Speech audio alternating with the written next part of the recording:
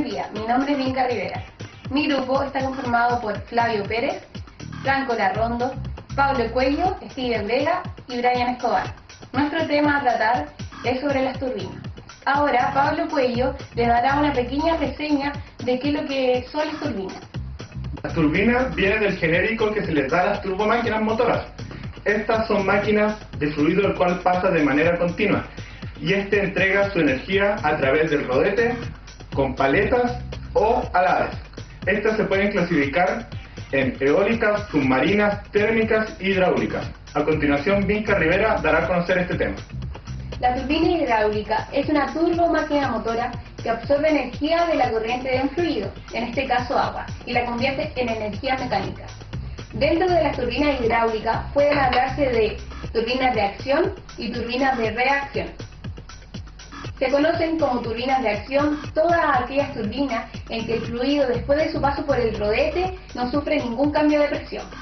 Desde la entrada de la turbina hasta la corona directriz, la presión del fluido se reduce hasta la presión atmosférica, manteniéndose constante en todo el rodete. Además, estructuralmente en estas turbinas el distribuidor se denomina inyector. Una importante característica de este tipo de turbinas es que carecen de tubería de aspiración. Un gran ejemplo de la clase de estas turbinas es la turbina de Pelton, que es considerada como la principal turbina de acción y se caracteriza por tener un flujo tangencial y por poseer un número específico de revoluciones bajo. Turbinas de reacción. El agua sale del distribuidor con una cierta presión que va disminuyendo a medida que el agua atraviesa los alares del rodete, de forma que a la salida la presión puede ser nula o incluso negativa. En estas turbinas, el agua circula a presión en el distribuidor y en el rodete. Por lo tanto, la energía potencial del salto se transforma una parte en energía cinética y la otra en energía de presión. En estas se encuentran las turbinas Francis, Hélice y Kaplan. A continuación, Franco Larrondo le hablará sobre las turbinas Francis. Turbina Francis. El desarrollo de esta turbina se realizó por los ingenieros e inventores que nombraré a continuación. El inventor Benoit, que diseñó la primera turbina de flujo externo de alta eficiencia en 1826. La turbina consistía en agua dirigida tangencialmente a través de un rodete de la turbina provocando su giro. El matemático e ingeniero francés Jean Poinsett desarrolló la turbina de flujo interno en 1820. El inventor Jean-Francis, que trabajó mejorando ambos modelos, logró crear una turbina que tenía una eficiencia del 90%, que luego sería llamada turbina Francis. Parte de las turbinas Francis. Cámara espiral. Es un ducto alimentador de sección generalmente circular y diámetro decreciente, que circula el rotor, procurando el fluido necesario para poder operar la turbina. Generalmente son láminas de acero. Distribuidor. Lo constituye una serie de álabes direccionales de forma de persiana circular, cuyo paso se modifica con la ayuda de un servomotor, lo que permite cambiar la dirección del ataque axial por el rodete móvil y además regula el gasto de acuerdo a la potencia exigida por la turbina. Rotor o rodetes están formados por sus propios álabes, los cuales están engastados en un plato perpendicular al eje de la máquina, siguiendo la dirección axial, tomando en forma progresiva un álabeo o abriéndose hacia la dirección radial. La aspiración consiste en un tubo normalmente acodado que se une a la turbina por el canal de desagüe. Tiene como misión recuperar el máximo de energía cinética del agua al salir del rotor. Eje. Es por medio del eje de la turbina que, al estar rígidamente unido mediante un acoplamiento al eje del generador, transmite al rotor del generador el movimiento de rotación. Está destinado a sellar, cerrar e impedir el paso del agua que pudiese fluir desde el rotor hacia el exterior de la turbina por el espacio existente entre las capas de la turbina y el eje. Constituye un anillo normalmente dividido radialmente en dos mitades o en una serie de segmentos que se asientan perfectamente sobre el eje. Gabinete de empuje. Este elemento, conocido también como soporte de suspensión, es un componente característico y necesario en todos los grupos de ejes verticales. Su ubicación respecto al eje del grupo varía según el tipo de turbina. En el caso del grupo de acción de turbinas Pelton o Francis, el cojinete se ubica encima del rotor del generador. Funcionamiento. La entrada de agua a la turbina se realiza por la primera pieza de la cámara espiral. En ella podemos hablar de válvulas de mariposa, que se cierra totalmente cuando se para el rodete. El agua fluye por la cámara espiral hasta llegar a las paletas directrices. El anillo giratorio es impulsado por un botón hidráulico. Según cuando gire el anillo, abrirá más o menos las paletas directrices, que son las que regulan la entrada del agua al rodete. Una vez atravesado el rodete, el agua se encamina hacia la salida que se produce por el tubo difusor. A partir de ahí el agua vuelve a su cauce. El movimiento giratorio provocado por el rodete hace girar el eje de la turbina. Así el movimiento de este transmite al eje del generador eléctrico por razón de un acoplamiento. Hasta ahora hemos hablado sobre el desarrollo, partes y funcionamiento de las turbinas Francis, pero cabe señalar que esta clasificación, en función de la velocidad específica del rotor y de las características del salto. Turbina Francis lenta, para saltos a gran altura alrededor de los 200 metros o más. Turbina Francis normal, indican saltos de altura media entre 200 metros y 20 metros. Turbina Francis rápida y extra rápida, para saltos de pequeña altura inferiores a 20 metros. A continuación, Steven Vega les hablará sobre las turbinas Pelton. Victor Kaplan publicó su más grande e importante trabajo en 1912, la turbina Kaplan. Este consistía en un nuevo tipo de turbina de aguas axiales, por rotor en forma de hélice y un sistema propio de orientación, que permite obtener mediante un salto de agua muy pequeño un caudal muy grande. Esta turbina puede variar el ángulo de sus palas mientras funciona. Las partes de la turbina Kaplan son cámara espiral, distribuidor, rotor o rodete, tubo de aspiración, eje, equipo de sellado, cojinete guía, cojinete de empuje. El único componente de las turbinas Kaplan que podría considerarse como distinto de la turbina Francis es el rotor o rodete. Se asemeja a la hélice de barco. Está formado por un número determinado de palas o alaves, de 2 a 4 para saltos de pequeña altura y de 5 a 9 cuando los saltos son mayores, por supuesto dentro del campo de aplicación de las turbinas Kaplan. En las turbinas Kaplan, todas y cada una de las palas del rotor están dotadas de libertad de movimiento, pudiendo orientarse dentro de ciertos límites sobre sus asientos respectivos situados en el núcleo, llamado también cubo del rodete, adoptando posiciones de mayor o menor inclinación respecto al eje de la turbina según órdenes recibidas por el regulador de velocidad. El funcionamiento consiste en una turbina de eje vertical que se usan caídas medias y bajas. Las palas del rotor están dispuestas de manera que el agua circule entre ellas. La presión del agua hace que al salir de un determinado ángulo, la reacción a la fuerza del agua haga girar el rotor. Un distribuidor suministra agua a presión desde los costados de la turbina. El agua al salir empuja las palas y su presión hace girar el rotor. A continuación, Pinto Rivera les hablará de la turbina hélice. Turbina hélice es similar a la turbina Kaplan, o sea, no iguales, ya que esta turbina no tiene la particularidad de hacer variar el ángulo de sus palas. La hélice es otra turbina de reacción, en la que el disco se reduce a una hélice colocada en el interior de una cámara cilíndrica.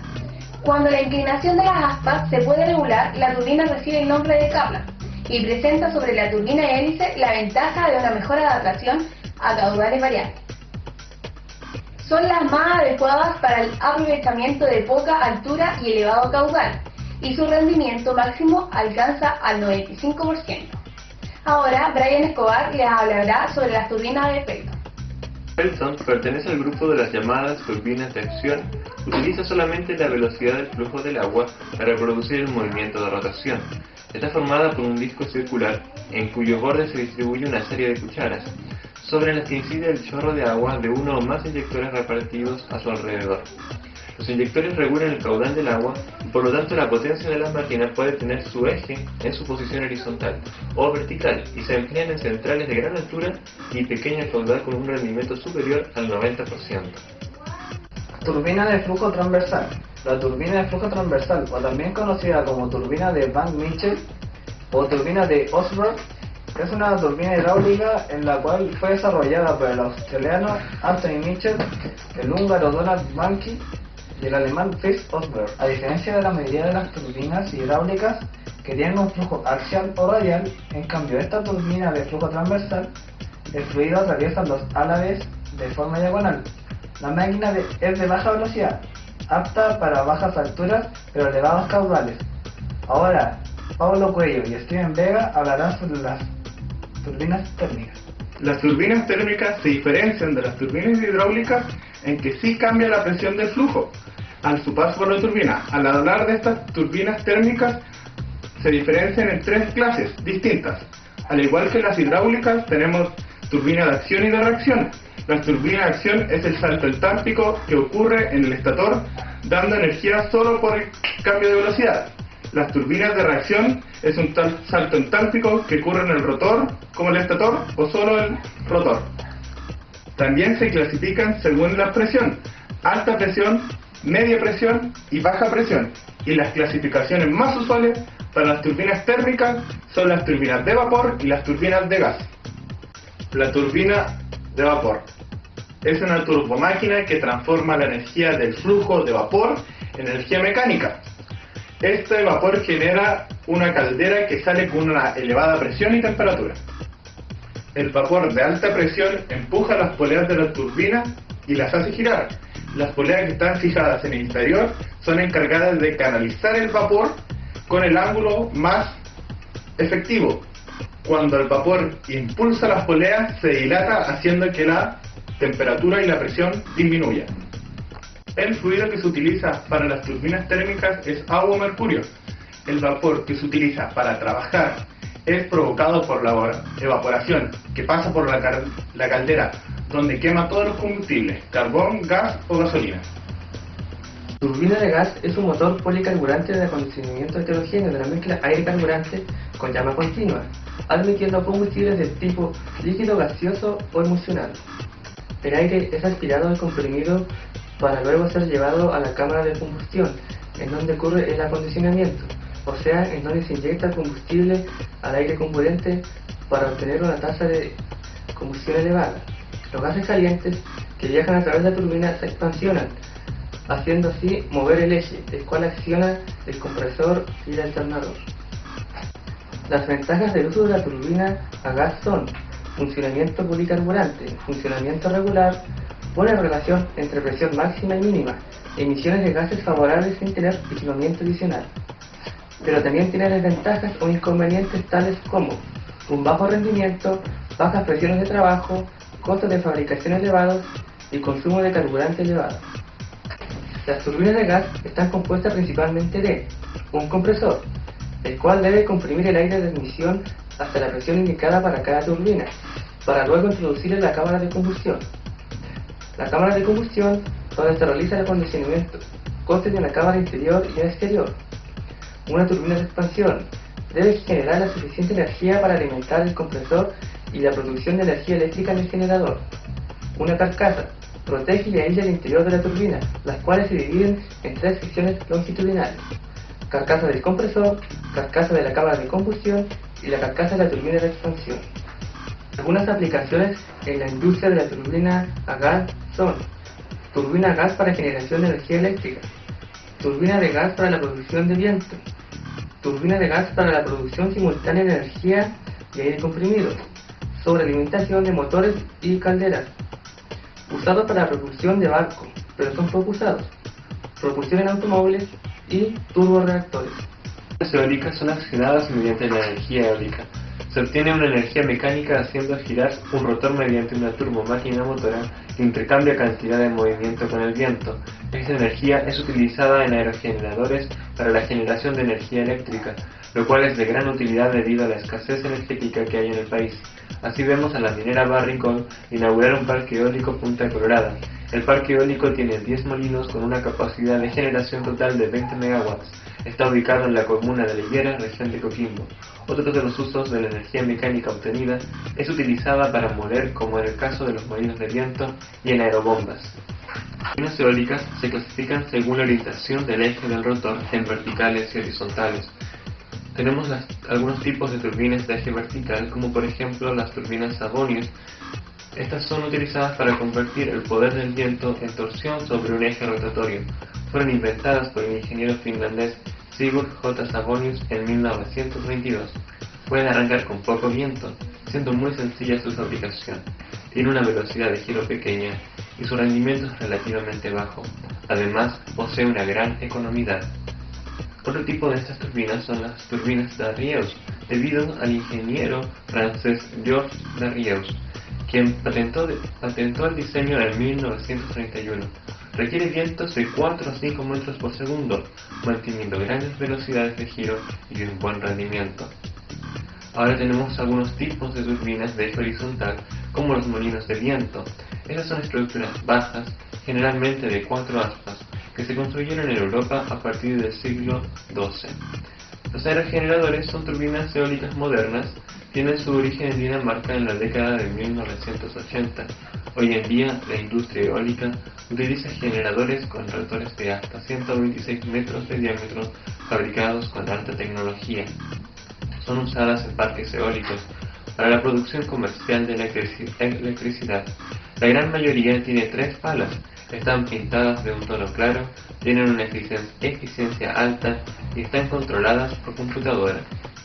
Las ventajas de las turbinas de eje vertical es que no necesita de una torre de estructura poderosa. Como las palas del rotor son verticales, no se necesita orientación del viento y funcionan aún cuando ésta cambia de dirección rápidamente. Pueden ser ubicadas cerca del suelo, haciendo fácil el mantenimiento de las partes. Pueden tomar ventaja de aquellas irregularidades del terreno que incrementan la velocidad del viento. También necesitan una menor velocidad del viento para empezar a girar. Son menos propensas a romperse con vientos fuertes. También son fácilmente evitadas por los pájaros. Ahora también estas turbinas poseen algunas desventajas. Por ejemplo, la mayoría de las turbinas verticales producen energía al 50% de la eficiencia de las turbinas horizontales. No toman ventaja de los vientos fuertes de mayor altura. Las ventajas de las turbinas de eje horizontal tenemos, por ejemplo, el extremo de las palas variables, lo que da a las hojas el ángulo de ataque óptimo. Permitir que el ángulo de ataque sea ajustado proporciona gran control, de modo que la turbina pueda recoger la máxima cantidad eólica de cada día y estación. Las torres altas permiten acceder a vientos más fuertes en sitios con cizalladura. En algunos lugares, cada 10 metros de altura, la velocidad del viento se incrementa en un 20%. Ahora también tenemos algunas desventajas de estas turbinas. Las turbinas horizontales tienen problemas para funcionar cerca del suelo debido a las turbulencias. Las turbinas altas y las palas largas son difíciles de transportar. El transporte puede costar un 20% del costo del equipamiento. Las turbinas altas son difíciles de instalar y necesitan grúas poderosas y operadores hábiles. También estas turbinas altas pueden afectar los radares de los aeropuertos. Presentan impacto visual en el entorno y con frecuencia suscitan reclamaciones por afeamiento del paisaje. Exigen un control cuidadoso, de lo contrario son propensas a la fatiga de material y los daños estructurales. Tienen que orientarse hacia el viento. Turbinas acuáticas. Capturar la energía de las corrientes acuáticas ha sido una brillante manera de generar energía limpia. Esto ha llevado a que muchas turbinas acuáticas sean instaladas en todo el mundo para aprovechar esta energía potencial.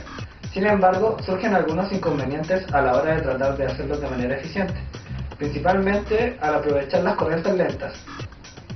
Pero en el intento de resolver este problema, un ingeniero de la Academia Naval piensa que la solución está en las ballenas. Mark Murray, profesor ingeniero de la Academia Naval, comenta que han estudiado de cerca las ballenas y han copiado el diseño que les da la habilidad de adaptarse a diferentes medios. Él dijo lo siguiente: hemos diseñado una novedosa aspa que potencialmente mejora el desempeño de las turbinas. que fue inspirada en las aletas de las belleras jorobadas, con la adición de las ranuras en el borde principal del aspa. Murray comenta que el aspa modificada no solo mejora la eficiencia a bajas velocidades, sino que tampoco baja la eficiencia cuando la velocidad de la corriente es alta, y que tampoco necesita modificaciones especiales en las turbinas para poder incorporar las aspas. Como conclusión, hoy en día la mayor parte de la energía eléctrica mundial se produce utilizando generadores movidos por turbinas. En nuestro país, donde no es la excepción, el costo de la energía eléctrica es cada vez mayor y a la vez es indispensable para la industria minera o la industria en general. Como consecuencia, es necesario buscar nuevas formas para generar energía a menor costo. Por lo tanto, es prioridad comprender los principios que rigen a las turbinas, aprovechando sus ventajas de la forma más óptima. Gracias por su atención. Buen día.